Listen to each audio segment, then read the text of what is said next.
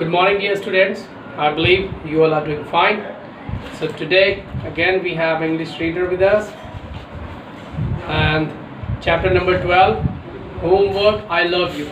Basically it is a poem and poet is Ken Nesbitt. Ken Nesbitt is trying to convenience us by sharing his thoughts by this poem which is Homework I Love You. तो basically बच्चे तो homework को आई love you नहीं बोलते, कम ही बोलते हैं। और homework देना ज़रूरी होता है बच्चों को। उसके पीछे रीज़न ये है, जैसे आप स्कूल में आते हैं, स्कूल में कोई लेसन हम टीचर ने कराया, बच्चों को पढ़ाया, बच्चे वहाँ पे उस वक्त थोड़ी देर के लिए उसको समझ जाएंगे और वो थोड़ी देर के लिए फॉर शॉर्ट टर्म वो दिमाग में बैठ जाता है। लेकिन उस चीज़ को अगर आप घर जाके एक बार रिवाइज़ करते हैं तो वो बहुत अच्छे तरीके से आपके दिमाग में बैठ जाएगा, आपको अच्छे से लर्न हो जाएगा, आपको अच्छे से मेमोराइज हो जाएगा। और दूसरा बात, जो भी स्कूल में हमने पढ़ाई किया, देखो स्कूल में टाइमिंग बहुत लिमिटेड होता है, लाइक 4 और 5 आवर्स आप स्कूल में स्पेंड करते हैं, लेकिन 5 आवर्स हमारी स्टडी के लिए इनफ नहीं होता है।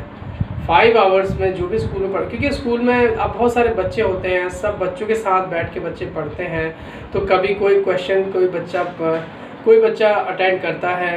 आई मीन सारे बच्चों के क्वेश्चन को अटेंड करना या सारे बच्चों की क्वेरी को आंसर करना एक टीचर के उन 45 मिनट्स में पॉसिबल नहीं हो पाता, क्योंकि अगर वो हर इंसान बच्चे को, अगर एक क्लास में 30 स्टूडेंट भी हैं, हर बच्चे को अगर 5 मिनट्स भी देता है तो 3 5 से 15 हो गए, तो यानी कि आप लगा लीजिए 150 मिनट्स, यानी कि फिर हमारा जो पीरियड है वो 40 मिनट्स का है और वो लग रहा है, तो आप समझ सकते हैं बात को।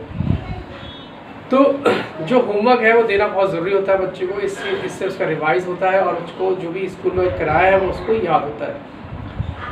तो जो पोएट्री है हमारी, homework I love you. I think you are great, it's wonderful fun when you keep me up late. I think you are best when I am totally stressed preparing and cramping all night for a test. देखो ये अपनी test की कहानी बता रहा है। जैसे जब कोई टेस्ट होता है या कोई एग्ज़ाम होता है अगले दिन, तो हम डबल मेहनत करते हैं, रात भर जाके उसको याद करते हैं, बार बार लिख के उसको रिपीट करते हैं ताकि कल टेस्ट में हमारे अच्छे मार्क्स आ सकें। Homework I love you, when more can I say, I love to do 100 of problems each day. You boggle my mind and you make me go blind, but still I am a skeptic that you were assigned. बोल रहा है कि आप मेरा दिमाग घुमा देते हो, मुझे स्ट्रेस कर देते हो, लेकिन फिर भी मुझे आप अच्छे लगते हो। I love homework. Homework I love you, I tell you it's true, there is nothing more और exciting to do, you never a bore for it's you I adore, I wish that our teacher would hand you out more. देखो homework का तो पता है, homework का relation teacher के साथ तो है ही। ऑब्वियसली टीचर जब स्कूल में पढ़ाता है बच्चों को तो फिर वो थोड़ा बहुत 1-2 क्वेश्चन करके कुछ वो बच्चों को भी देता है कि ताकि अब सारे के सारे क्वेश्चन अगर टीचर ही करा देगा वहाँ पे तो बच्चे क्या करेंगे बताओ। बच्चे तो खाली पका पकाया लड्डू खा लेंगे। बच्चों को पका पकाया लड्डू नहीं देना है, बच्चों को 2 क्वेश्चन करने के बाद बच्चों को इस काबिल बनाना है कि बच्चे भी खुद पढ़ के अपने आंसर निकाल सकें। खाली अगर ऐसे ही होता है कि सारे क्वेश्चन तो ठीक है, टीचर आएगा क्वेश्चन कराएगा, बच्चे लिखेंगे चले जाएंगे, ना बच्चों ने कोई इनिशिएटिव लिया ना टीचर ने कोई इनिशिएटिव लिया, तो फिर फ़ायदा क्या है। टीचर के भी मज़े आ गए, वो आया चुपचाप, उसने 4 लाइन लिखी, अब 4 क्वेश्चन कराया बच्चों को, बच्चों ने उसको लिखा, चले गए बच्चे, तो फ़ायदा नहीं है उसमें। यानी कि ये जो भी चीज़ हम आपको पढ़ाते हैं ये बेसिकली आपको चीज़ें समझाने के लिए होती हैं। बच्चों को हमने समझा दिया, एक्सप्लेन कर दिया, उसके बाद हमने जो भी उनकी क्वेरीज हैं, जो भी क्वेश्चंस हैं वो हमने पूछे, वो कर दिया हमने उनको फिक्स, और उसके बाद जैसे बच्चों ने उसको करके दिखाया वो अच्छी बात है। तो बच्चे अपनी क्वेरी को पूछते हैं और टीचर उनको बताते हैं, ठीक है। तो यानी कि होमवर्क मिलना बहुत ज़रूरी है। अब जैसे मैथ्स है, मैथ्स आप करते होंगे, मैथ्स के सारे सम तो यहाँ होते नहीं, क्योंकि लिमिटेड पीरियड होता है, उस लिमिटेड पीरियड में हमें बहुत सारी चीज़ें करनी होती है।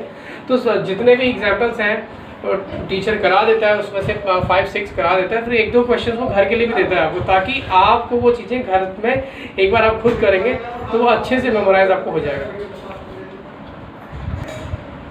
Homework I love you, you thrill me inside, I am filled with emotions. You thrilled me inside, देखो थ्रिल्ड मी इनसाइड होता है जब आप किसी चीज़ से डरते हो। आई फील्ड विद इमोशंस, और मैं इमोशन से भर जाता हूँ। I am fit to be tied I cannot complain when you frazzle my brain, कह रहा मैं कंप्लेन नहीं कर रहा हूँ जब आप फेजल कर देते हो मेरे ब्रेन को। देखो ब्रेन क्या होता है ना, कई बार आपको पता है जब आप बड़ी क्लास में जाएंगे तो बड़ी क्लास में जाके होमवर्क का रेशियो भी बढ़ता है। जैसे आप अगर सोशल स्टडीज़ पढ़ते हैं उसमें हिस्ट्री, सिविक्स, ज्योग्राफी के जो क्वेश्चन होते हैं, हिस्ट्री के क्वेश्चन बहुत लेंथी होते हैं, बहुत बड़े बड़े होते हैं। फिर आप और फर्दर क्लास में जाएंगे, बड़ी क्लास में जाएंगे तो फिर साइंस साइंस की केमिस्ट्री आ जाएगी, केमिस्ट्री की भी इक्वेशन बहुत बड़ी बड़ी होती हैं, मैथ्स के सब बड़े बड़े आते हैं, ठीक है, थ्योरम्स आती हैं तो वो भी बड़े बड़े। तो फिर यानी कि जैसे जैसे आप क्लास बढ़ेगी वैसे वैसे होमवर्क का रेशियो भी बढ़ता जाएगा, ठीक है।